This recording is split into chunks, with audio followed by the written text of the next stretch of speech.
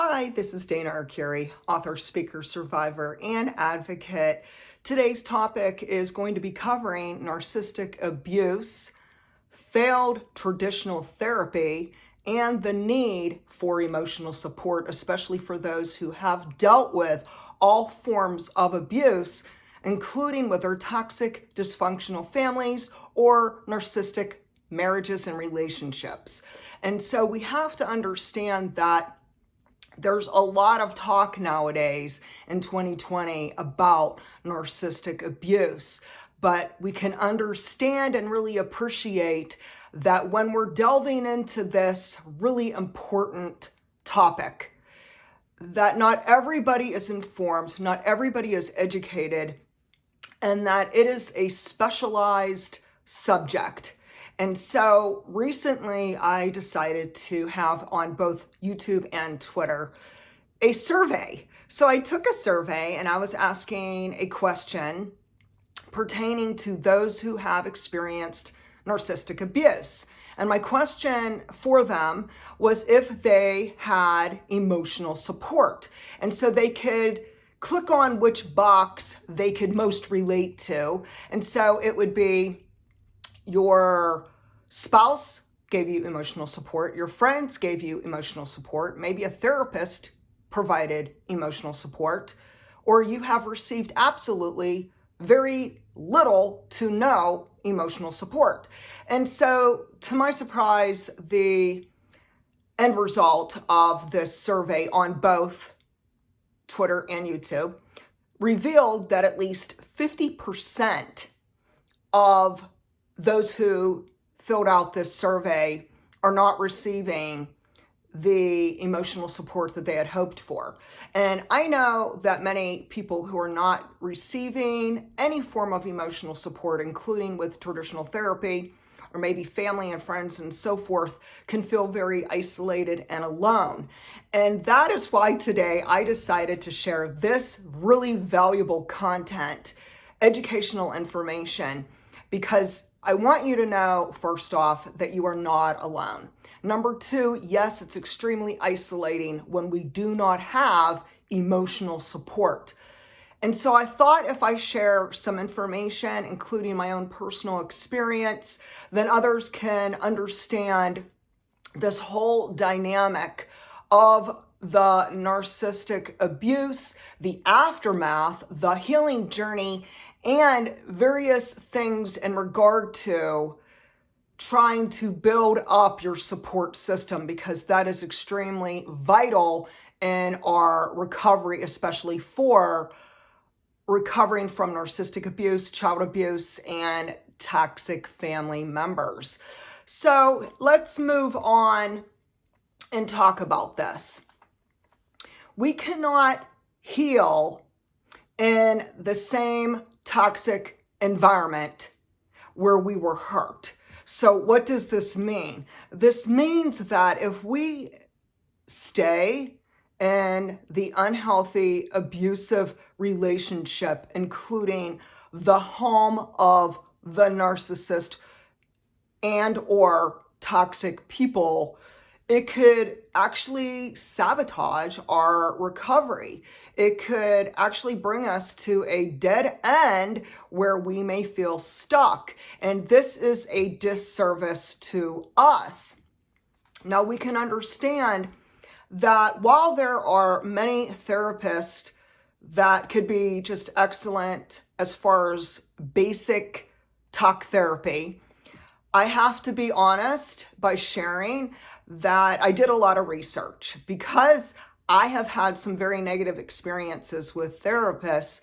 I did a lot more research and asking different people in the narcissistic abuse community if they had success and effective results from their therapy. So I was very interested, and many people shared their stories with me, and I want to thank you so much for doing so. I really appreciate your feedback. It does help me understand that I'm not the only one going through this horrendous experience, the aftermath of narcissistic abuse, but so many of you are dealing with it too.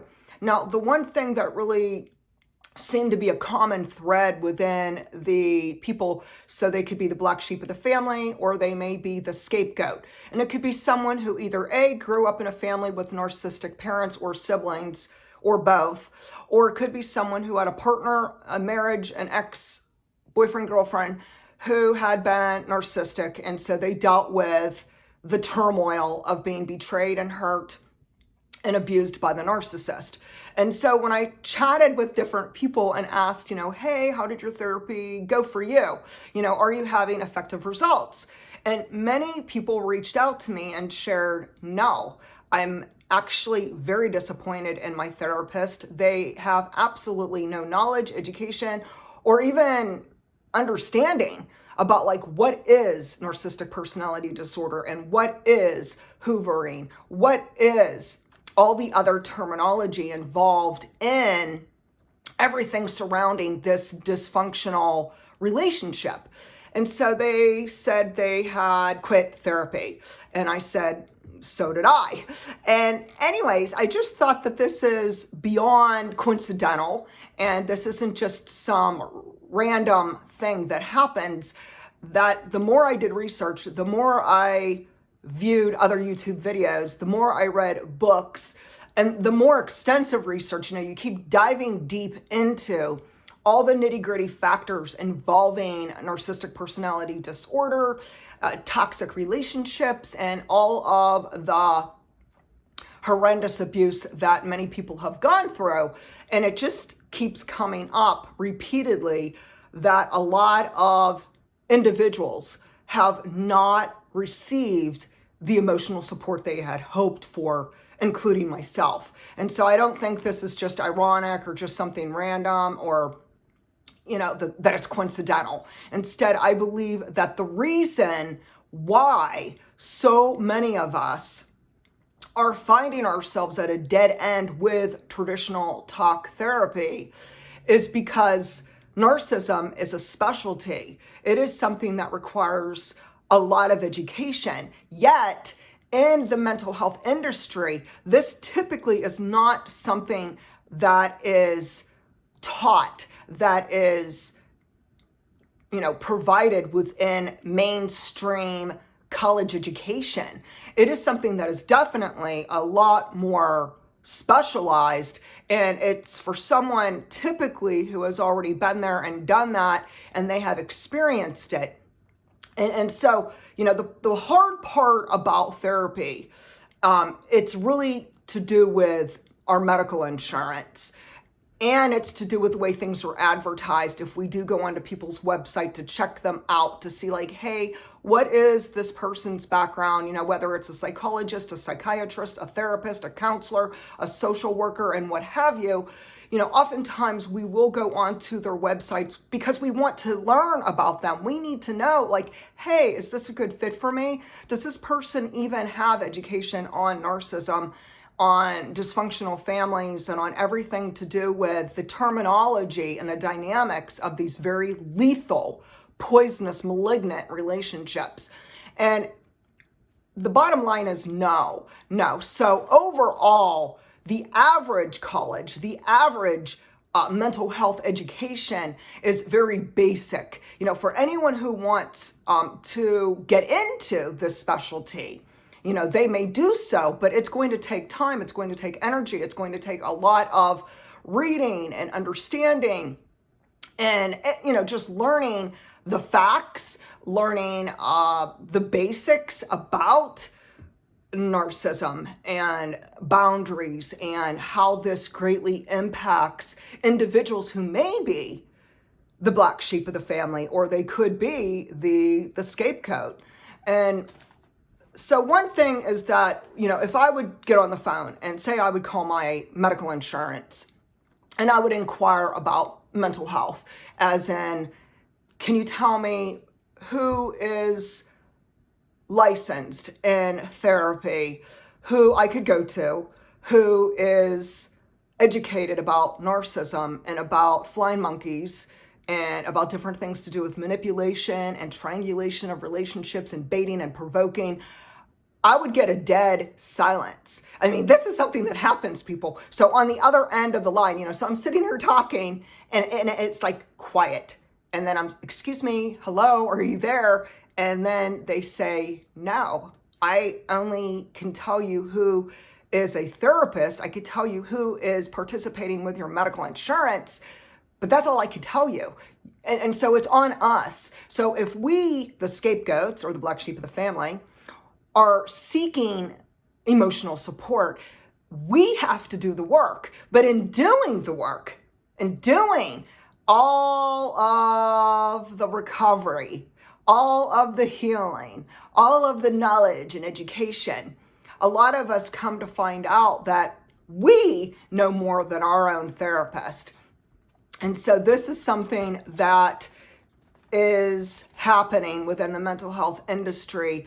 And I think it's really important that we discuss this today so we can understand that there is key terminology. And if our therapist or psychologist or whoever we are going to is not experienced, if they are not knowledgeable, if they have not been educated on this, if they have never even dealt with it personally themselves in their own lives, then there is a chance that this is just basically a vast majority of mental health professionals who are not equipped to come on board our healing journey to help us because they don't have that specialty within their educational college experience or hands-on training. And so where does this leave us? Well, this leaves us very isolated. It leaves us alone. It leaves us in a place where we are disappointed and we might be frustrated and we're looking for answers. We might be desperate for recovering and yet we're cornered. We're in a corner. We don't know what to do. And so I wanted to just briefly share a few things that I have experienced, and then I'll go onward to share a little bit more because there's so many different dynamics.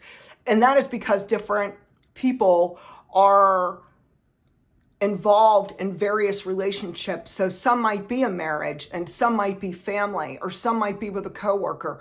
There's a lot of people out there who do have narcissistic personality disorder, or they have not ever been diagnosed. But we are experiencing the malicious and vicious, poisonous, traumatic experience of being the target. They prey on those who are empathic, those who are compassionate, those who are typically people pleasers. So I am a recovered people pleaser. 2.5 years ago, I had to really come to a place, it was a fork in the road, where I came to realize that I was done with toxic relationships and people pleasing and being a peacemaker. Because if peacemaking means being silent to keep the toxic, abusive, malignant narcissist happy, then that is doing me a disservice. That's not helping me. That's not helping you. So if you are silenced, if you are censored, if you are bullied into being obedient and submissive to the narcissist or someone else who's very sociopathic or disordered in some form or fashion, it's doing us a disservice to continue in this relationship with them. It's a dead end and it's a broken relationship. It's an unhealthy, very, very toxic environment for us, in which the only way to heal is to get out of that unhealthy, toxic environment. Okay, so we have to understand that anyone can hang a college degree on their lovely wall of their office where they do therapy and counseling. But, while that could be well and fine and dandy, we have to understand that if someone is a certified or licensed therapist, psychologist, psychiatrist, or some form of mental health expert, we have to understand that if they are not informed about narcissistic personality disorder or any of the important terminology that goes along with this dynamic, then we have to understand that, Having a college degree doesn't necessarily mean someone is qualified, equipped, even capable of helping those who are battling the aftermath of narcissistic abuse and toxic relationships.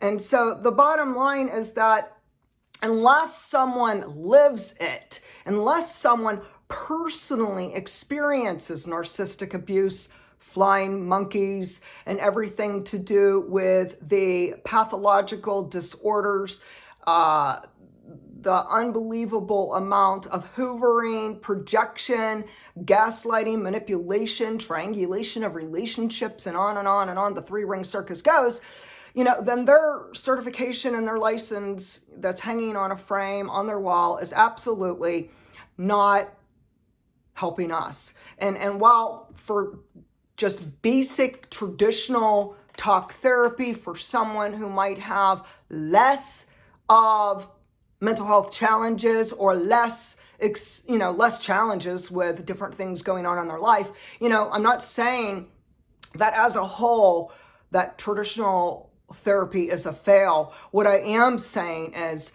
that there are some therapists who just don't have the education and personal experience behind them. They're not informed, they're not aware, and they're not able to help us. But there are some, thank goodness, there are some professionals out there who did end up doing extensive research. And I think it's few and far between, because locally in my area, I haven't found anyone who is informed and knowledgeable and personally experienced and who's very educated on the topic of narcissistic abuse and everything else that goes along with it.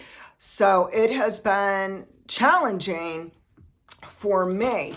Now, before I get into my own personal experience, I'm going to share an inspiring quote by Karen Selamanson, who says, "Often it's the deepest pain which empowers you to grow into your highest self." And I believe that. I believe that when we go through these rock bottom moments, especially if we were raised in a toxic, dysfunctional family with siblings who are bullies and with parents, one or more, who might be a narcissist and very, very unhealthy and unstable, mentally very unstable for us, we can understand that this can isolate us. This can cause us to feel that we don't have anyone to turn to. The people who we have gone to for help, say our brothers and our sisters or our grandparents or our friends or different relatives or, someone, it might have even been a therapist, that oftentimes, they turn around and they might start gaslighting us, silencing us, and they may have been recruited by the narcissistic person into basically silencing us and telling us, oh, just get over it. Oh, you need to move on. Oh, you're just too sensitive. Oh, it's just your imagination.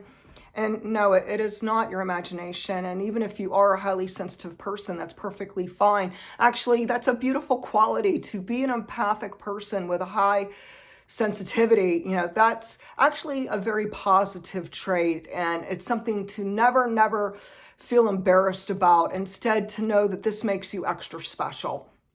So the thing is this: we need someone to listen to us. And if we are backed in a corner and we can't find a therapist who understands us, who can validate us, who can hear us, then it really can be extremely challenging as a whole in the recovery journey. So we must understand that it's really important to find someone who is experienced, who is non-judgmental, someone who can give emotional support, who is very well in tune to the narcissistic personality disorder and all the terminology within this dynamics of toxic relationships. It's really important too that others give us safe space to feel our human emotions, because this is incredibly therapeutic and empowering. Okay, so let's chat a little bit about my own personal experience. And before I do that, I'd like to give a medical disclaimer. I am not a therapist. I'm not a psychiatrist. I'm not here to help you in the form of therapy, because I am not a therapist. I am a person who, my credentials are this: I've been there. I've done that. I've been down that dark pathway of narcissistic abuse and a family that's dysfunctional. I've been through child abuse and sexual assaults. I have complex PTSD. I've been through compounded trauma, which I'm still recovering. And so I could say that while I may not have this wonderful diploma hanging on my wall, I have real life experience. I have credentials because I have done my own hard work of healing. And that's why I believe it's so important for me to share this valuable content on my YouTube channel, because so many of you don't have help. You don't have someone who's supportive. You're lacking, someone who is understanding and knowledgeable and educated. And so you are feeling isolated. And I understand your pain, understand that you are not alone. You are not alone. So back in early 2008, I had decided to go to a therapist who someone recommended to me. Now, back in those days, I was not even aware of narcissistic abuse. And so this is the early days when I was not even aware that my mother was a narcissist and my siblings were the flying monkeys. And there's this whole dynamic of like the golden child and the scapegoat. So I was totally oblivious back then. This is in the early days when I knew that there were very dysfunctional factors involved with my birth family. I knew that I had been abused not only by my mother and my siblings, but also by the babysitter when I was a toddler. I share this in my book, Soul Cry. And so I had, in the earlier days, gone to a very compassionate woman. And while I can say that I did feel that she heard me, and I did feel that she validated me. And I was thankful that she really dove deep into repressed memories, because that really did help me unravel some of the mysteries with the toxic family unit. And it was beneficial for me. But as I reflect and I look back today on this earlier period of my life when I was in therapy, I now understand that this particular therapist was not educated about narcissism. She was not educated about any of the dynamics with trying to build better boundaries and trying to go no contact. And so I can really appreciate now that I myself have learned so much. So I'm not putting her down. I'm not criticizing her. She's a lovely woman who I'm still friends with today. And I'm very thankful. I mean, there were times where she was actually like a lifesaver. Like, she was someone who always seemed to be there and be present and to offer me encouragement and emotional support. So while she may not have known everything, I still am very grateful for how much she has helped me with. Now let's move on to 2018. So in 2018, I had gone no contact with my narcissistic mother and my 4 toxic siblings, their children, their families, and other relatives. And I was very, very new into this whole thing with no contact, very new into coming to terms with trying to make sense out of what didn't make sense. And that's when I started doing research on narcissistic abuse and flying monkeys. And I started learning about, like, this is what manipulation is, and this is what hoovering is. This is what it means when someone's triangulating your relationship. So I started really gaining knowledge and decided to go to a trauma-informed therapist. And I'll give an FYI. Her specialty was sexual assault. And the reason why I chose this particular therapist was because I was still dealing with the aftermath of rape. And I'm not just talking one, I'm talking multiple sexual assaults. So various times in my life, toddler, teen, adult. And so I had a lot I was dealing with, a lot of trauma. And I wanted someone who could come on board my team and be there to emotionally support me and understand me. And I had high hopes. And so in the beginning, we did mostly talk about the dysfunctional family, the different things within the dynamics of my abusive family, my mother, my siblings, the rapist, who was my sister's husband, and other predators who had been in my life for a very brief moment, who were predators and who violated me. And of course, this all led to the compounded trauma, the complex PTSD. But during 2018, I still wasn't diagnosed with complex PTSD or trauma. During this timeline, I was seeking answers. I was looking for help. I wanted someone who could give me some guidance. And I noticed within 3 to 4 months of going to this particular woman who was a therapist that she was not at all educated, informed, or knowledgeable about narcissistic personality disorder or anything. I mean, even remotely connected to the toxic, dysfunctional relationships that I had been through. And so when I would try to talk to her about it, it just seemed over and over that I was getting nowhere. I was hitting a brick wall, and it became frustrating. And there was this one session I had with her, and it was my last session. I'll share why this was my last session. So we were talking, and this therapist gave me really destructive, poor advice. So instead of being there to validate me and to encourage me to stay no contact and to really give me the emotional support I needed, she silenced me. And she gave me really destructive, poor advice to break no contact, to go back to my family, to write each person in my family a letter and to apologize, and never, ever, ever. She said, never, ever, ever bring up anything negative. She said, don't talk about the abuse. Don't talk about what they did to you. Don't talk about, how they hurt you. Just, be nice and play fair and say you're sorry. So I left that session extremely confused, hurt, upset, distraught, and very, very, very concerned. And so I decided to let this kind of marinate, the whole thing with with what the therapist suggested to me, to write these letters, to sugarcoat everything, just say I'm sorry and be done with it. And just make up. Just make up. Just make up and say you're sorry. Oh, my.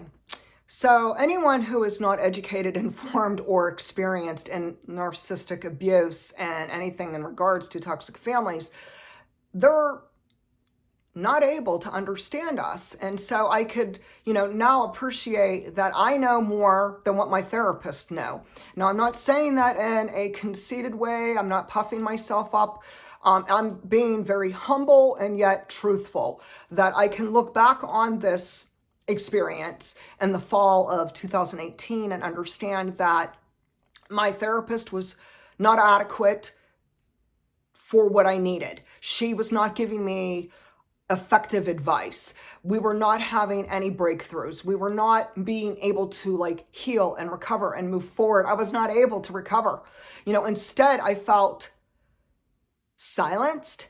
I felt that she misunderstood me, and I really knew that it was very clear, crystal clear, that this woman was not a good fit for me, in which I did terminate her, and I did actually speak to her supervisor, in which her supervisor said she was extremely remorseful and sorry, and she asked me if I would be interested in finding another therapist within their company.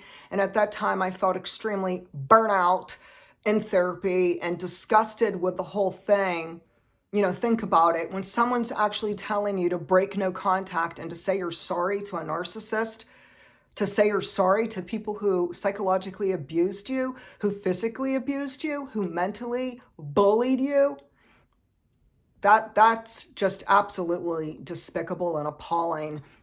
And so I ended up taking a time out from therapy for at least 10 months and doing the hard work myself, doing more research, doing more reading. And I mean, there are loads and loads and loads of valuable content on the internet. There's a bunch of books on everything to do with, narcissistic parents, toxic siblings, the dysfunctional family, complex PTSD, trauma, etc., etc. And so I, let my fingers do the walking, the whole thing with, I was resourceful and I started to do my own healing and processing the grief, processing everything I had gone through, and at the same time uploading videos sharing my personal experiences.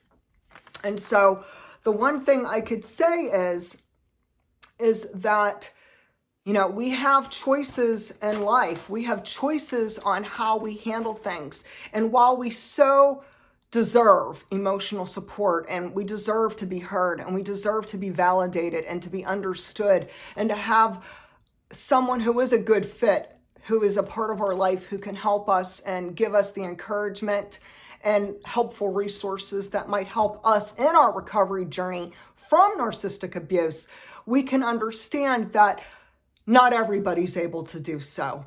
And so we have to give ourselves grace. We didn't know what we didn't know, just like they didn't know what they didn't know. And so I want to make it very clear that I'm not talking about your therapist or your counselor or your psychiatrist or psychologist or social worker or whoever you went to for mental health.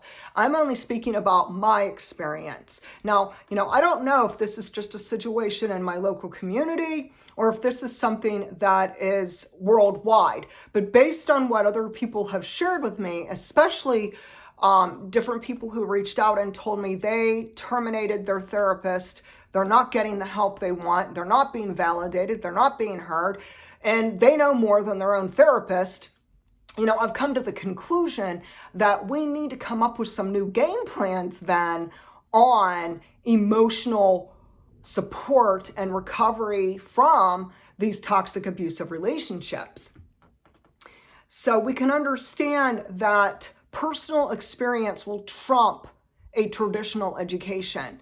Yes, it's great when someone has a college education, especially in mental health. That's wonderful. Anyone who is a therapist who is very, very educated, informed, and well acquainted with the terminology with narcissistic abuse, I give you 2 thumbs up. I really admire you. And I'm so thankful for people such as yourself. But we have to understand that this is a rarity and that it is actually more common for therapists to not be aware, educated, or personally experienced in this specialty. So narcissistic abuse is a specialty. And I am grateful for the people who have come along my healing journey, who have walked through the fire with me. There's that whole thing on, oftentimes we are so traumatized. We're so beat up from the narcissistic person who daily beat us down, criticized us, was gaslighting us, was manipulating us, was hurting us, who betrayed us, who discarded us, who hoovered us, who triangulated our relationships. Oftentimes we're so just beaten down that we get to a point where we might feel lost. And that is why I really believe it's essential today that there's more people who come on board this platform, to talk about how we can heal from narcissistic abuse. And the number one is education. So today, if you yourself were disappointed in a possible therapist who was not educated and was not able to help you, then you be the resourceful person. You do the hard work, do the research. There's so many valuable books, especially on Amazon or different bookstores. There's so many videos on YouTube to do with everything under the sun regarding the narcissistic abuse topic. And there are just so many valuable ways to heal. There's also many people who do understand, and they are the scapegoats. And so today I'm grateful for all the scapegoats and the black sheep of the family out there. I think really together we have come to the conclusion that most of us, Now, I'm not saying all of us, but most of us actually know more than a lot of therapists.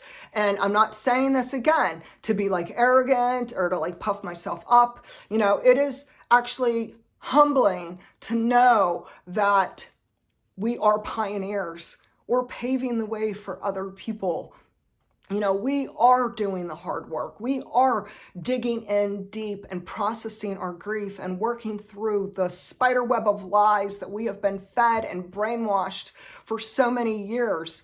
And we can understand that while we might have a different story, maybe for you were married to a narcissist. That's not my experience, but you can understand that even with that, a lot of times couples therapy fails for someone who's married to a narc.